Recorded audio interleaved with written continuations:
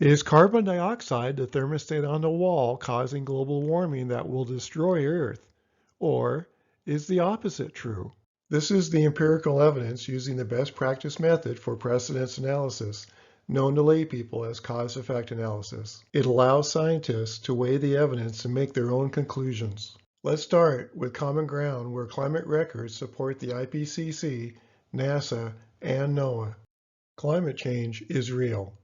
There are three climate properties of CO2: greenhouse, co-aerosol, and green. The full effect includes carbon dioxide's warming and cooling effects. We'll study the facts from the highest authorities in climate science, not consensus, not a person, not an institution. The highest authorities are the records kept of the actual climate. The climate centers that verify and validate those records are NOAA, MLO, NASA, Tokyo Climate, Met Office, University of York, Berkeley Earth, RSS, and the University of Alabama, Huntsville. Three theories were tested to determine which climate change property of CO2 were the strongest using records from the past 6 decades. 1. A doubling of CO2 causes an increase in global temperature. 2. A logarithmic change in CO2 anti-forces climate change. 3. A logarithmic change in CO2 anti-forces long-term climate change.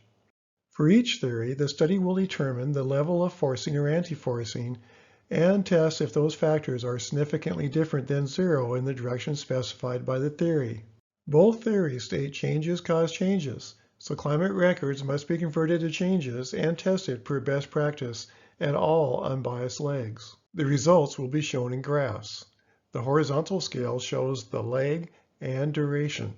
For example, a leg of 2 means that 2-month changes in greenhouse gas were tested with 2-month changes in global temperature, and the leg between CO2 and temperature was 2 months. It answers the question, what were the changes of temperature 2 months after changes in the greenhouse gas?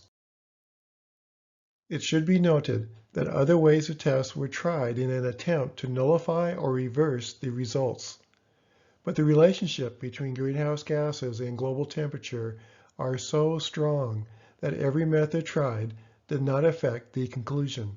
The method shows 1. Precedence. Is the gas a potential cause of climate change?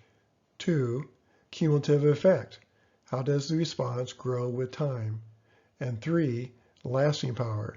Does the effect last or disappear? The term forcing will be used. It means that an increase in the gas forces the climate to increase in temperature or decrease when the gas is decreased. Anti-forcing is the opposite. Increase the gas, climate cools; decrease the gas, climate warms.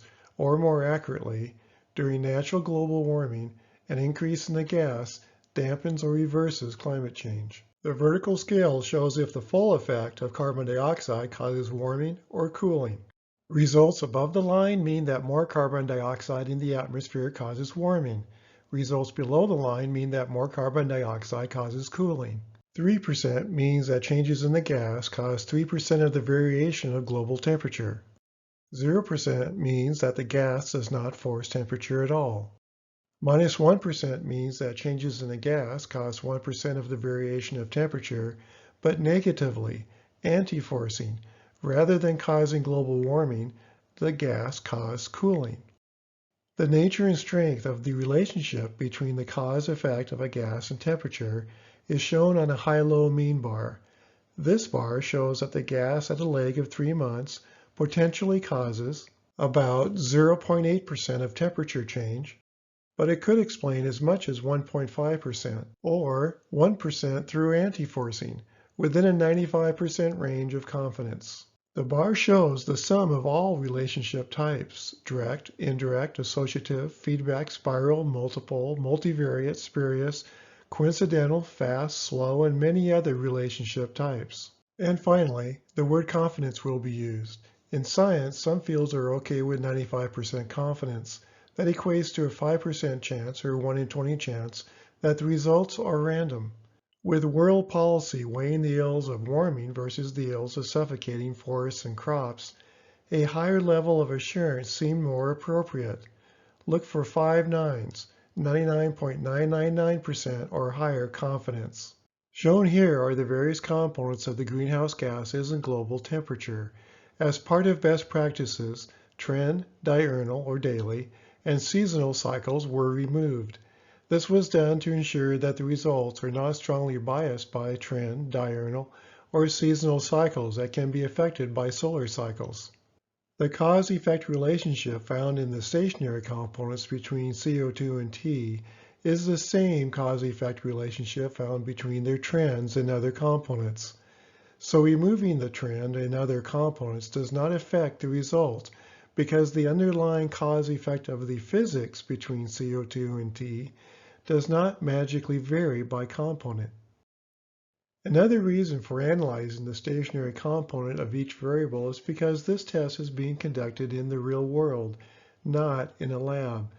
In a lab, the greenhouse gas would be changed and then held at that change. The effect on temperature would then be measured. But in the real world, changes can't be held because an hour later, the control variable, greenhouse gas, changes again. Using the stationary component of each variable assures that half of the outcomes will thus be higher and half will be lower than what would be seen in the lab. Take the average and you get the same lab result. A quick look at the level of confidence of that average tells you if the sample size was adequate to handle the variability and if the method used to extract the trend, diurnal, and seasonal bias was adequate. That is the power of working with the stationary form of each variable. It should also be noted that the conclusion did not change when this step was not performed or performed differently. This method and its results are shown because it embodies the correct, or best practice, scientific method. The greenhouse effect of CO2, as we discussed in the video on CO2 physics, is a fast process. Cause-effect takes nanoseconds to days. We would expect to see its cause-effect using hourly data. MLO in Hawaii has hourly real-time measurements of the primary greenhouse gases, moisture, carbon dioxide, and methane. Scientists began logging cause effects in 1987. The measurement devices are located on the same tower set, giving extraordinary in situ data. 41 years of hourly data from arguably the world's premier greenhouse gas research station. Great place. Let's go.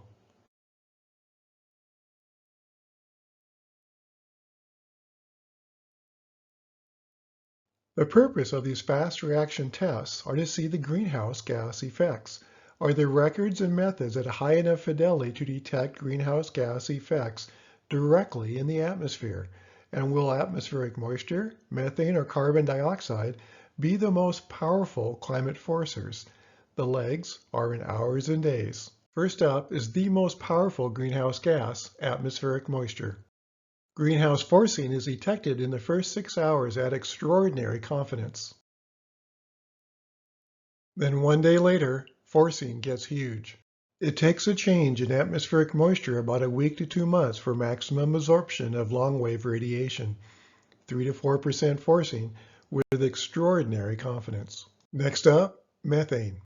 Initial forcing, about half of H2O. No surprise that it too takes about a week to 2 months for the methane flux to become saturated. Final forcing is about 1/7 of H2O. Now for carbon dioxide. It may not look like much, but it starts off stronger than CH4 and H2O. But then the anti-forcing properties of carbon dioxide, coaerosols, and green take over. By 1 month, the full effect of CO2 becomes neutral. But what happens in the long term?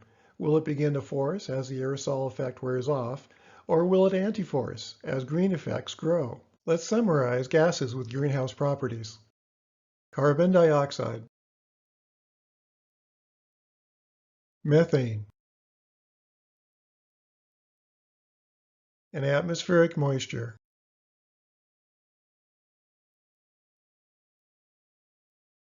Evidence of the greenhouse gas cause effect was found.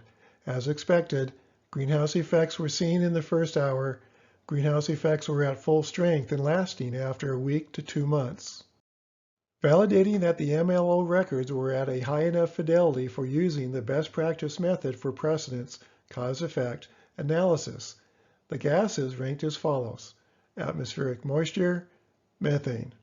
CO2 appeared to force during the first hour, anti-force from hour 2 to 16, be neutralized after 1 day and up to 1 month. Was the expected greenhouse response neutralized by an associated aerosol response? You decide. Now the focus turns to the long-term full effects of carbon dioxide on climate change.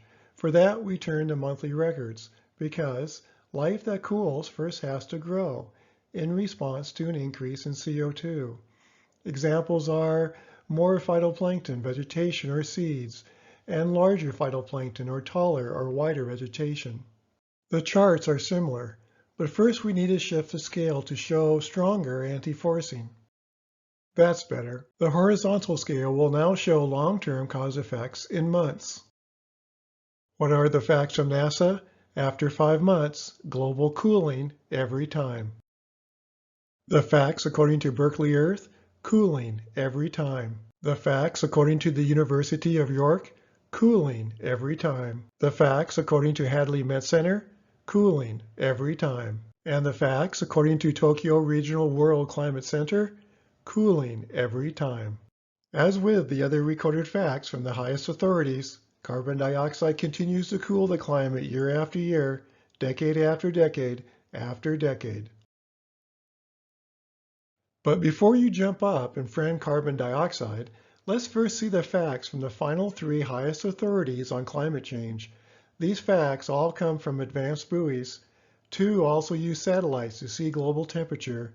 Do they also agree that the full effect of carbon dioxide is to cool the Earth?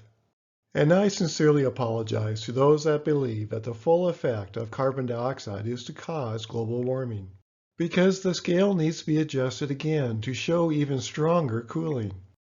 Much better. The first pairing is global temperature and CO2, all from NOAA. NOAA records show that the cooling effects become even stronger after 9 months.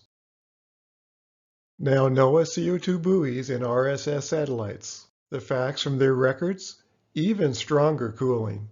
And finally, NOAA CO2 buoys and UAH satellites. The facts again record even stronger cooling. As with all the other recorded facts from the highest authorities in climate science, carbon dioxide continues to cool the climate year after year, decade after decade after decade. Let's summarize. Weak greenhouse forcing might be occurring in the first 3 months. Found evidence of the green cause effect. As expected, green effects were seen after the 3rd month. Green effects were at full strength and lasting after month 6. Green effects were strongest when measuring the lower troposphere. Green effects last long term. Was the expected greenhouse response neutralized by the green response? You decide. Are you willing to consider that CO2's greenhouse effect and full effect are not the same? Is it possible that the green effect might be stronger than the greenhouse effect? If so, ask yourself one simple question before throwing hyperbole at this analysis. You know that climate records are the highest authority in climate science. You know that cause must come before the effect. So in those records, where does it show that increases in CO2 precede global warming? If it's not there, then as a pragmatic scientist, shouldn't consensus theory be discarded? CO2 forcing occurs in IPCC models, but does CO2's full effect force in the actual atmosphere? If you can find it, then please apply for the Franz $1 million award. 3 years are spent trying to find that evidence, so I will gladly pay $1 million to anyone that can educate me. If you are interested in learning more, there are links at the bottom of the description that is found on the internet page for this video.